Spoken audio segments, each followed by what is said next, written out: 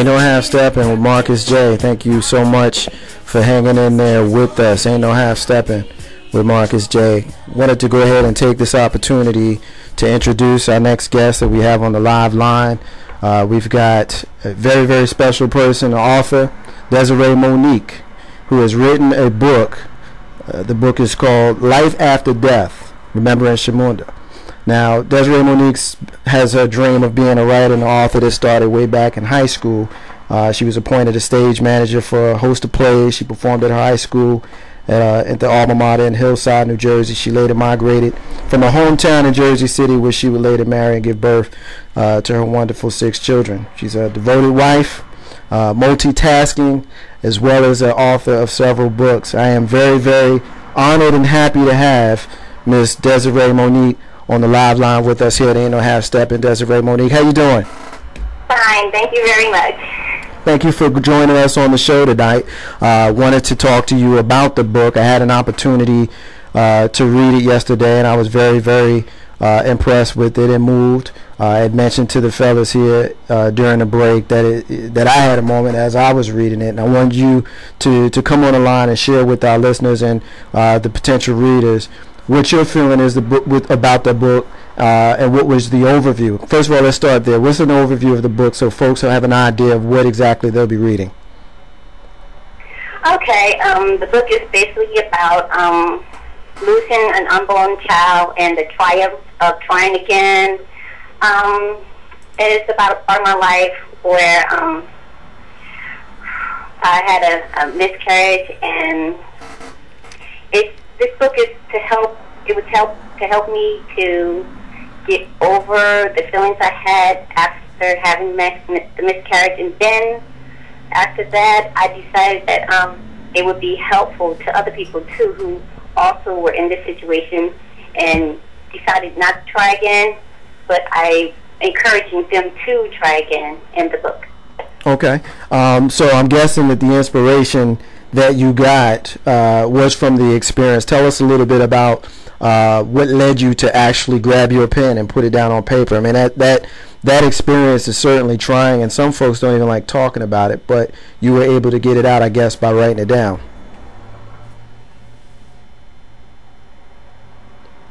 You still there?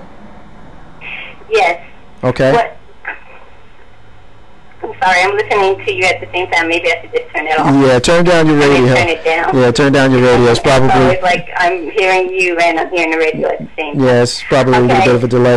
But what I was asking is, I mean, obviously we know that that's a trying time. So what I was asking is the inspiration that you got from that experience. What led you actually to pick up a pen as opposed to maybe talking about it? Well, I was very emotional about it. I guess I had gone into a slight depression about it, and I'm a writer, and so I write about things. I write about how I feel. Most people are, doers, and they do things to get over things. I write to get over things, and it really helped me. It really helped me. It's like I finally got it out. It's on a piece of paper.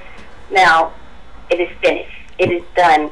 I'm feeling better about myself. Right, right. And the situation that happened. What kind of support did you get as you were going through your ordeal? Family, friends, things like that? Well, of course, my husband, he was my rock. He went through everything with me. He's always been there, and he always is. And so not only him, but he was the most help out of everybody else, because basically we didn't tell any of our family or friends about it. Right. And the only people who really knew about it was the people who were involved, like the nurse, doctor, and the people at the doctor's office and the ultrasound office. Right. And so, but my nurse, she was very, very, very comforting. She helped me through the process. Of everything I had to go through, and the doctor, he was very helpful also. They are very, very good, and I appreciate them for it, and I like to get a shout out to them. I'm sure that the nurse is listening. She said she was going to listen online to this program, and she's the best. As you were going through your experience, did you find out, or were you given any information on how common this kind of thing is for women? I mean, as far as, you had children prior to having the miscarriage, so it wasn't your first child, that you lost. It was, after that. Were you given, or did you learn in the process of maybe researching the book, or just kind of going through your ordeal? Did you learn anything about how common or uncommon this may be? Well, I hear that it's very common, but I knew about it beforehand. Okay. But I didn't realize what would take place. I didn't know the physical things that would happen to me when it did happen. Right. I took for granted it's not wasn't a big deal.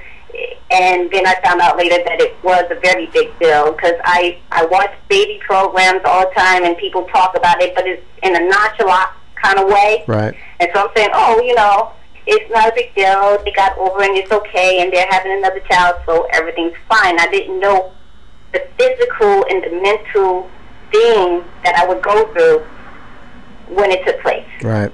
Did you find that when you were able to share with your family, was that helpful, or did you feel better, that earlier on that you kept it to yourself? Yes, I kept it to myself, and nobody really knew about it until after I wrote the book. Okay, That's so the truth.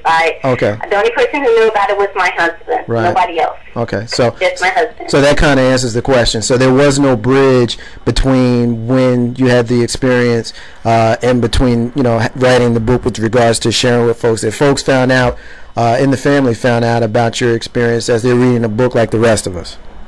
Yes, it's a very personal thing, and I've heard from other people after I wrote the book that they went through the same situation and they hadn't told me. I was just as surprised as they are about me. Right. Because it was like it happened to them, but they didn't tell anybody either. It's like one of those things that you just don't really want to tell anything about, right. Tell anybody about, but I just had to get it out. I got it out, and then when I did that, I realized other people were going through the same thing. Right, right. Was this the first book that you'd ever written? No. I've also written 2 children's books. Okay. I have been writing since I was in high school, but the first time I published was 2 children's books. What We Do in Preschool and Zykea's My Big Happy Family. Okay. Now, those were the first 2, and then after that, I published Life After Death. Okay, okay. What else? I've been writing since I've been in high school. Okay, so you've got the 2 children's books that you had published prior to this one, and then this one. What you got coming up? I know you, as someone that's been writing since high school, I know that there's more coming down the pike. Do you have anything that you want to share as far as any future endeavors as far as books or anything else? I'm in the process of writing a script for a full feature, a screenplay for a full feature movie, and it's called Man versus Mannequin. It's like sci-fi. It will take you everywhere, and it's comedy at the same time. It's very funny. Wow. And I'll be finished that in a little while. Just have some tinkering to do, and it'll be done. Wow, it's coming down the line. So basically you go from writing children's books to writing a personal memoir to writing sci-fi. I'm all over the place. Definitely. I love to write. That's what it is. I love to write. Well, that sounds like... Some people like to play basketball. Some people like to sing. Some people like to dance. Well, I like to write. And so I like to write about everything. Like some people like all different types of music. I love all different types of writing. Right.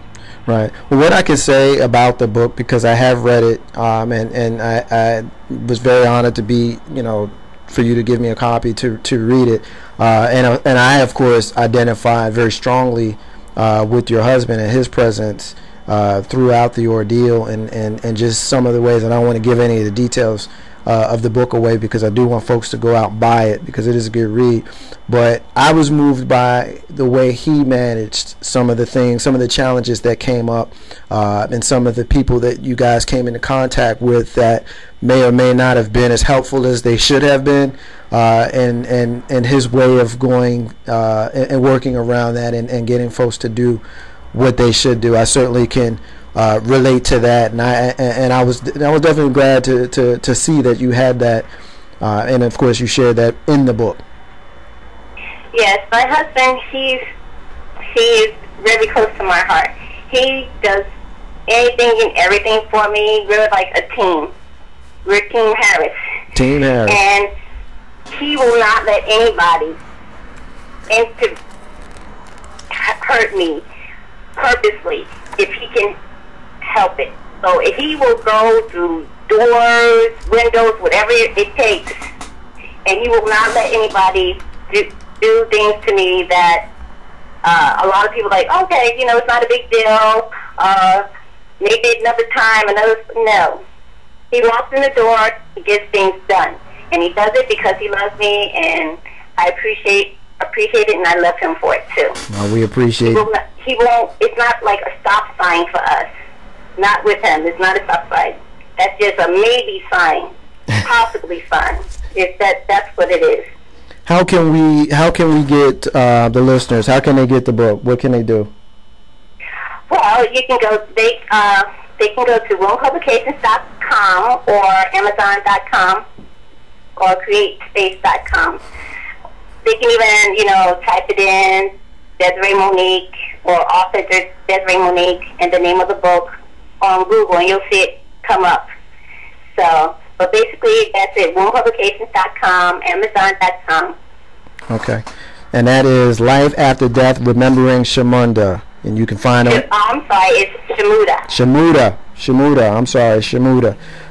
Can be found on Amazon, and you're self-publishing as well. So you can definitely get this book. Definitely look out for it. Do you have any? Yeah. Do you have any? I'm sorry, I forgot to say. Yeah, we self-published the book. We've been self-publishing since 2009. Right. Do you have any final thoughts? Anything that you want to share before we let you go? Yes. I appreciate the time that you have given me, number one, and number two, that I will let you know what the WOUM stands for. Some people think it just means the stomach, but WOUM is an acronym for Word of Mouth Books. Okay. Publication. So that's our publishing company, and that's where I publish my book through. Okay. Our publishing company. I'm the CEO, and he's the COO. Okay. And editor. And tell us one more time how they can get in contact with you so they can get the book. One more time. Okay, they can go to WOUM Publications, that's WOMB Publications.com or Amazon.com, and they can even email me. I have an email, there's an email on my Facebook page. That's a direct line to me. Okay. Ain't No Half Steppin' with Marcus J. with Desiree Monique, talking about her book. We appreciate it. Thank you so much for sharing your book. Thank you so much for sharing your information and your experience. And hopefully everybody that's listening to us tonight, go online, get this book. It's a good read. Men, read this book. Ladies, read this book. Read it together. Read it as a family. We appreciate it, Desiree Monique. Thank you so much for joining us on Your Half Steppin' with Marcus J. Thank you very much, Marcus. No problem. Have a good night. We're going to leave it there. We're going to take a break. Ain't No Half Steppin' with Marcus J. When we come back, we're going to be talking about Zimmerman, and we're going to be talking about the shootings in Colorado. Ain't No Half Steppin' Marcus J. Be back in a minute.